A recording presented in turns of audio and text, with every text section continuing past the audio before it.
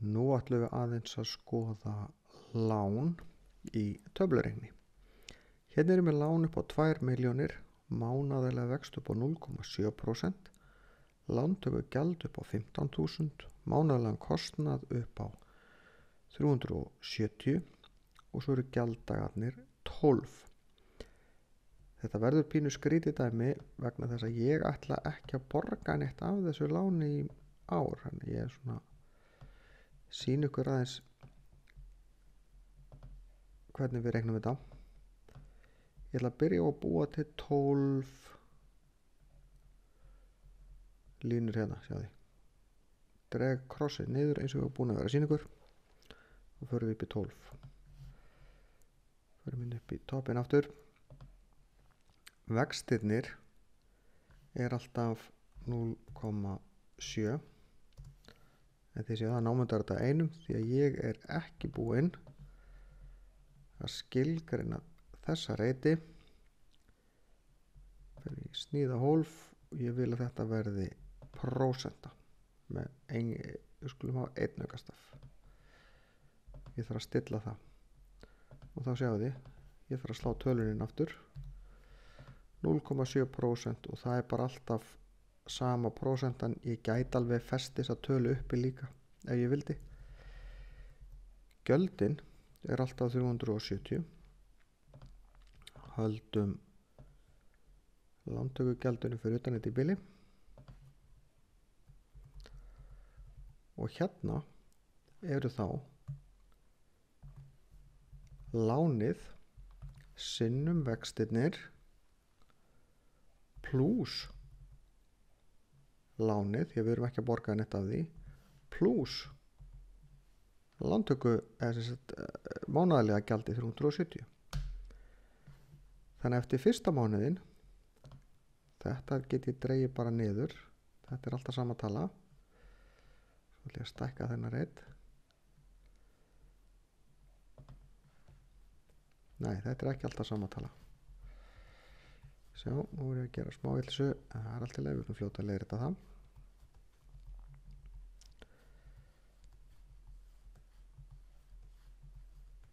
Því að þessi tala hér á að vera það sem tekur við, sjáu þið.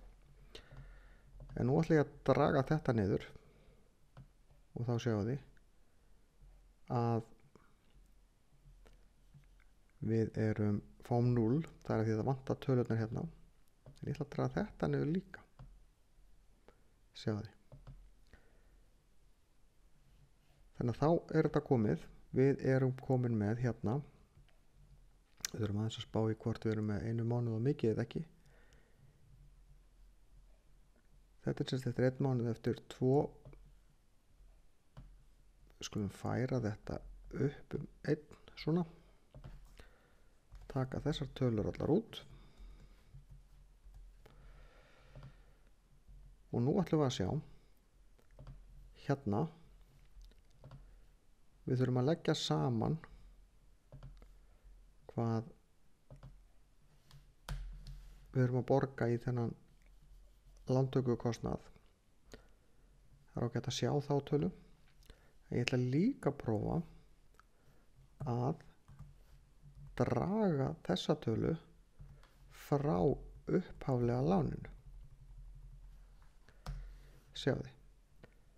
Í vexti og gjöld erum við að borga þetta nema við erum líka að borga þetta pluss munið í upphafi lántökugjaldið.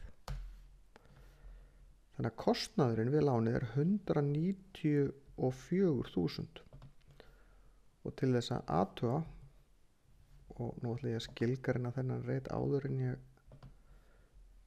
sem prósenta 1 aukastaf.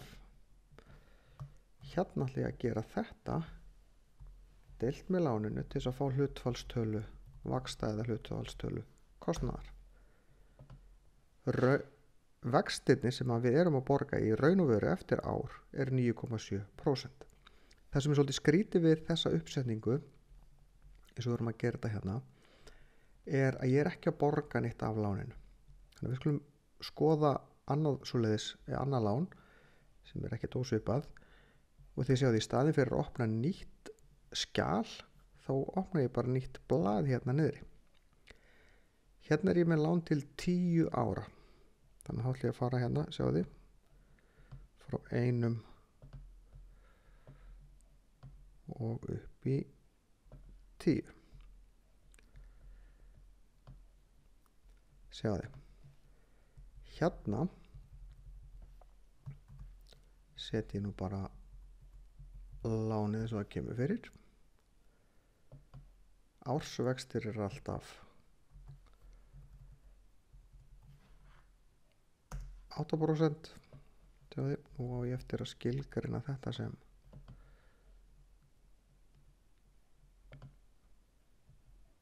sem prósentu. Þarf enga aukastæfi af þetta og svo ætla ég að draga þetta bara niður. Þetta má alltaf nú er hann að elta. Gerum við undo. Hérna borgar sig að skrifa bara 8% og draga það niður, því annars það sem hún var að gera áðan, af því ég var búin að merkja þetta vera þessi reitur og svo dró ég niður, þá var hún að kópía reitina sem voru hérna fyrir neðan. Færslugjaldið alltaf 390.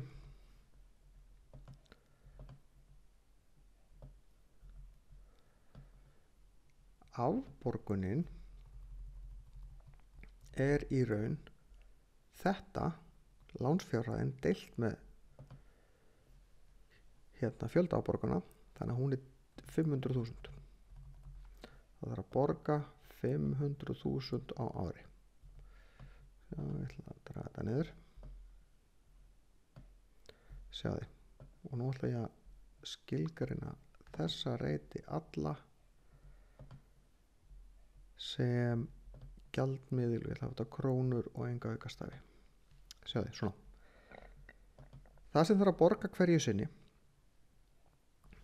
og þetta áttur ekki að vera 5 milljónir, þetta áttur að vera 500.000, þetta áttur að vera svona. Og sjáðu, ég þarf ekki að þurrka út, ég get dreigið þetta bara á yfirskrifarun. Því við borgum ekki 5 milljónir á hverju ári. Allt í góðu. Það sem ég þarf að borga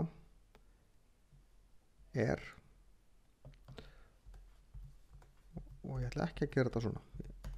Þetta á ekki að vera vaxtaprósentan hérna. Strókum það bara út. Þetta krónutalan sem á að vera í vexti, sem þá lánið sinnum vextirnir. Og okkur fyrir þetta í skrúni hjá mér? Jú, að því ég var búin að skilgreina þetta sem prósentu.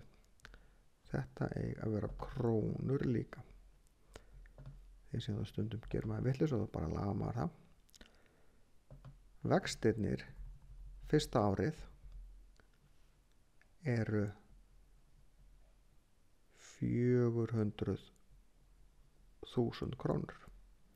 Þannig að greiðslan eftir fyrsta árið afborgunin pluss færslugjaldið pluss vextirnir.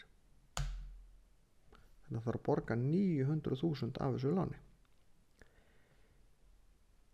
Á næsta ári erum við með höfuðstólinn eins og hann var mínus það sem við borguðum af láninu. Ekki þessi tala. Því að vextirnir bætast í raun ofan á. Þannig að eftir 1 ár þá stendur lánið í 4,5 milljón. Því að þó sem ég borga 900.000 þá lækkaði það bara þessa tölu. Þetta voru vextir. Og nú get ég dregið þessa tölu niður ef ég festi muniði hérna. Set dollaramerki fyrir framan C og fyrir framan 4. Þá get ég dregið þetta niður. Þið sjá að það kemur 0 hérna því það vantar tölunar hér. Og ég get dregið þetta niður líka.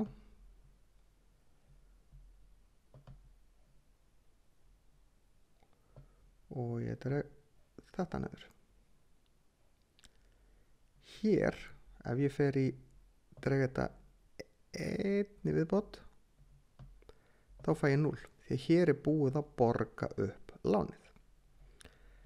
En nú er svolítið áhugavert að sjá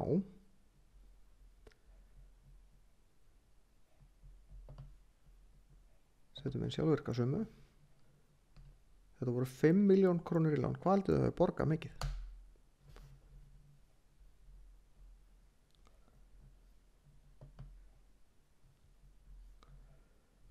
Það var að prófa. Jú, þetta er gjaldmiðill, þetta er sannlega bara ekki nú stór reitur. Þau voru að borga 7,2 milljónir. Þannig að ef við gerum hérna, förum bara enga, þessi tala mínus upphaflega lánið, þetta eru 2,2 milljónir í vexti. Og sjá, fór ég vilja svona reitt. Ef ég finn hlutfallstölu kostnaðar,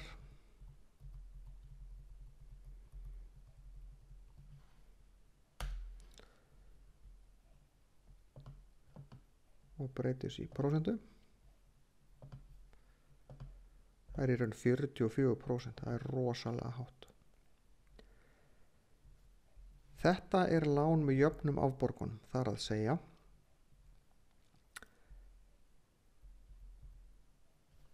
þau eru alltaf að borga jafn mikið af láninu, þess vegna að lækka afborgunina sjá því, af því að þau eru að keyra þetta niður, en þau eru alltaf að borga jafn mikið af. Það er líka til eitthvað sem heita jafn greiðslulán, þá er í raun fundið meðaltal af þessum tölum, sem sagt vöxtunum, og þannig að það er jafnað út, þá borgar maður í raun minna en í upphafi en meira í lokin.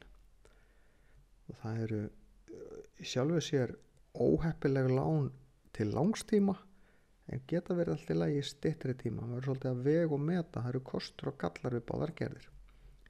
En það voru þetta nokkra spurningar. Hvað þurfa þau að borga við lánstíman? Það voru 7,2. Svo hefur að setja upp línuritt sem sýnir greiðslurnar, og þá vel ég reitina sem ég ætla að sýna og fer í setja inn línuritt, og ég ætla að velja mér bara svona. Þetta er nú súluritt, byrjum við, maður sjá. Ég ætla að setja inn línuritt, það er hér.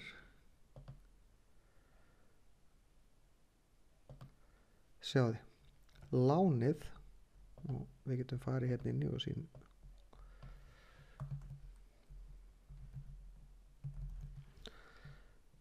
Það geta heiti afborganir. Við þurfum bara að velja tölurnar, og svo getum við sett þetta í einhvers staðar. Velja tölurnar sem að eiga að við ætlum að gera fyrir, og þá kemur þetta svona. Ég hefði alveg geta valið fleiri tölur, en þetta er í raun skýrasta myndin. Þetta lán það lækkar jaft og þétt, en í raun vantar okkur inn 0 töluna, af því að við borgum það upp hérna í lokin. Sem sagt síðast afborgun er 540.000 og þá er búið að borga allt saman. En þá er þessu bara lokið.